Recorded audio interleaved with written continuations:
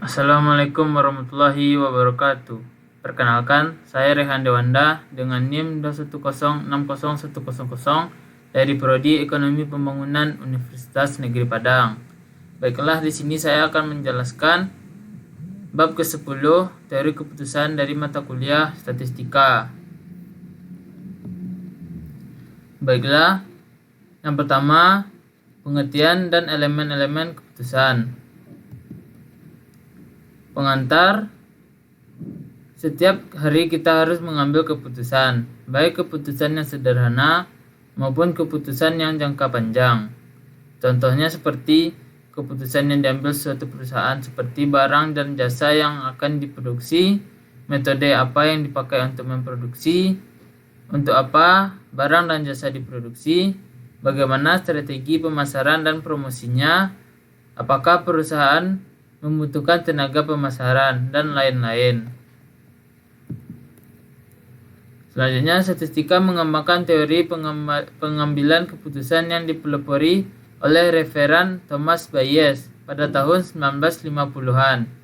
Contoh kasus, pertama, untuk menambah modal suatu bank, apakah menambah modal, memecah saham, dan menerbitkan obligasi. Yang kedua, investasi apakah tanah atau tabungan. Selanjutnya, elemen keputusan. Yang pertama, kepastian atau certainty, yaitu informasi untuk pengambilan keputusan tersedia dan valid. Yang kedua, risiko atau risk, informasi untuk pengambilan keputusan yang tidak sempurna dan ada probabilitas atas suatu kejadian. Yang ketiga, ketidakpastian atau uncertainty, yaitu suatu keputusan dengan kondisi informasi tidak sempurna dan probabilitas suatu kejadian tidak ada. Yang keempat, konflik, yaitu keputusan di mana terdapat lebih dari dua kepentingan. Yang kelima, pilihan atau alternatif yang terjadi bagi setiap keputusan. Yang keenam, states of nature, yaitu peristiwa atau kejadian yang tidak dapat dihindari atau dikendalikan oleh pengambil keputusan. Yang ketujuh, hasil atau payoff dari setiap hasil keputusan. Selanjutnya, elemen keputusan yang pertama, peristiwa, yaitu ketidakpastian berkenaan dengan kondisi mendatang. Pengambil keputusan tidak mempunyai kendali terhadap kondisi mendatang. Tindakan, yaitu dua atau lebih alternatif dihadapi pengambilan keputusan. Pengambil keputusan harus mengevaluasi alternatif yang memilih alternatif dengan kriteria tertentu. Selanjutnya, hasil atau payoff, laba, impas, atau break even, atau rugi. Selanjutnya, pengambilan keputusan dalam kondisi risiko. Keputusan dalam keadaan berisiko. Yang pertama, langkah-langkah dalam pengambilan keputusan. Yang pertama, mengidentifikasi berbagai macam alternatif yang ada dan layak bagi suatu keputusan. Yang kedua, menduga probabilitas terhadap setiap alternatif yang ada. Yang ketiga, menyusun hasil atau payoff untuk semua alternatif yang ada. Yang keempat, mengambil keputusan berdasarkan hasil yang baik. Rumus expect value atau EV, yaitu EV sama dengan payoff kali probabilitas suatu peristiwa. Contoh EV terdapat pada tabel tersebut. Didapatkan berdasarkan nilai EV, maka keputusan yang terbaik adalah membeli saham ACES, yaitu memiliki nilai EV yang tertinggi. Selanjutnya, expect opportunity loss atau EOL. Metode lain dalam mengambil keputusan selain EV. EOL mempunyai prinsip meminimumkan kerugian karena pemilihan karena pemilihan bukan keputusan terbaik.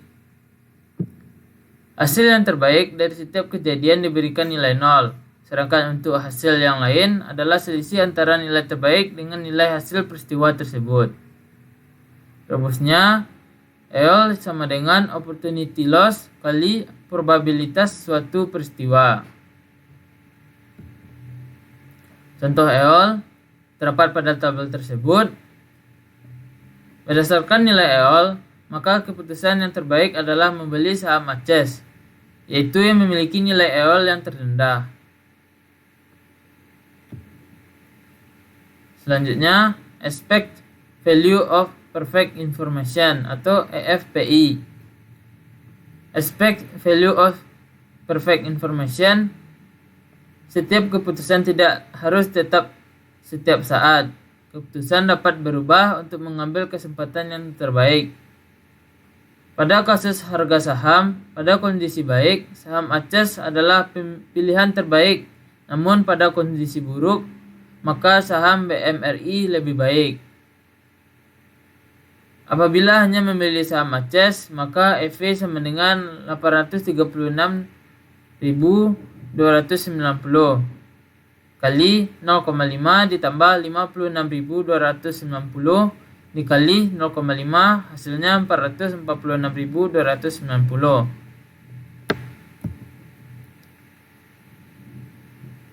EFPI apabila keputusan berubah dengan adanya informasi yang sempurna dengan membeli harga saham MLBI dan BAT.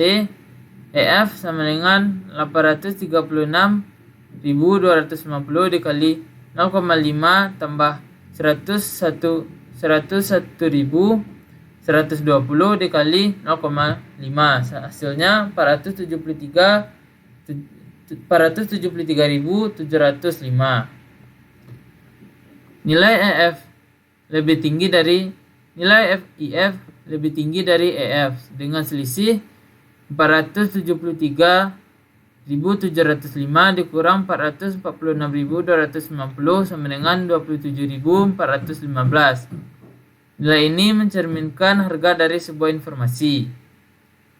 Nilai informasi ini menunjukkan bahwa informasi yang tepat itu berharga dan menjadi peluang pekerjaan seperti pialang analisis pasar modal dan lain-lain. Selanjutnya, pengambilan keputusan dalam kondisi ketidakpastian. Keputusan dalam ketidakpastian. Kondisi ketidakpastian dicirikan dengan informasi yang tidak sempurna dan tidak ada probabilitas suatu peristiwa. Kriteria pengambilan keputusan dalam ketidakpastian: pertama, kriteria Laplace, kriteria Maximin, kriteria Maximax, kriteria Hurwitz, kriteria Minimax Regret.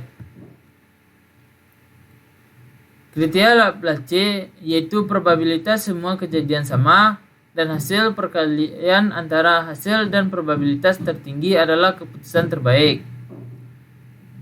Kedua, kriteria Maximin yaitu keputusan didasarkan pada kondisi pesimis atau mencari nilai maksimum pada kondisi pesimis. Ketiga, kriteria Maximax, keputusan didasarkan pada kondisi optimis dan mencari nilai maksimumnya. Keempat, kriteria Hurwitz, yaitu keputusan didasarkan pada perkalian hasil dan koefisien optimisme. Koefisien ini merupakan perpaduan antara optimis dan pesimis. Kelima, kriteria atau Maximax Regret. Keputusan yaitu keputusan didasarkan pada nilai regret minimum. Nilai regret diperoleh dari nilai OL pada setiap kondisi dan dipilih yang maksimum. Contoh Laplace. Pertama, EF AALI sama dengan 1/3 kali 338.200 tambah 1/3 kali 265.815 ditambah 1/3 dikali 75.426 sama dengan 222 226.480. Yang kedua, EF Aces sama dengan 1/3 dikali 836.290 ditambah 1/3 dikali 208.871 ditambah 1/3 kali 56.290 sama dengan 367.151.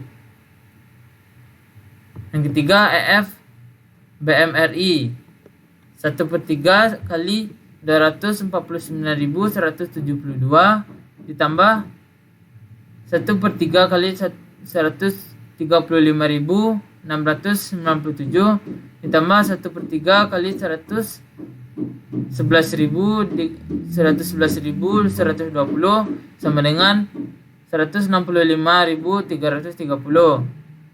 Berdasarkan kriteria Laplace, keputusan terbaik adalah membeli saham Aces.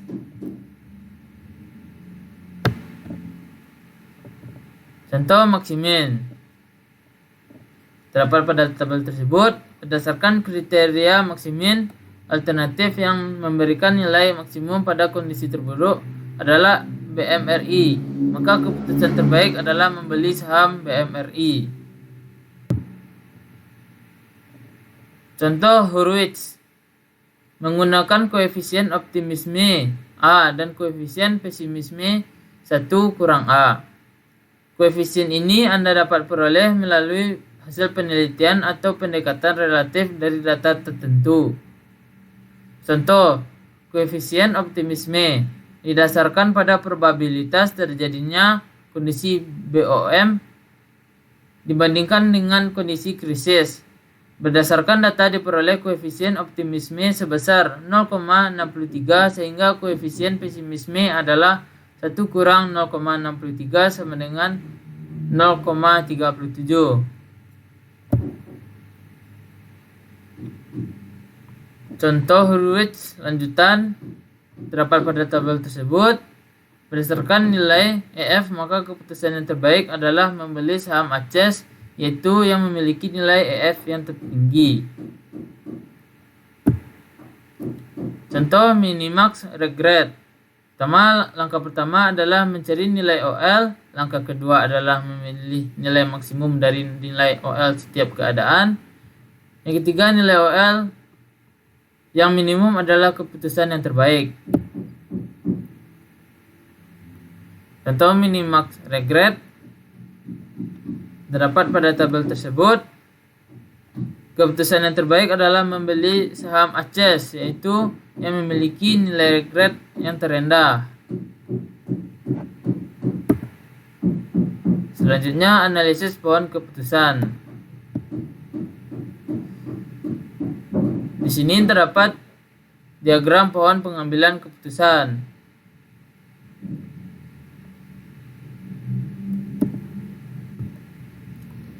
Baiklah, sekian dari saya. Apabila ada salah-salah kata, mohon dimaafkan. Assalamualaikum warahmatullahi wabarakatuh.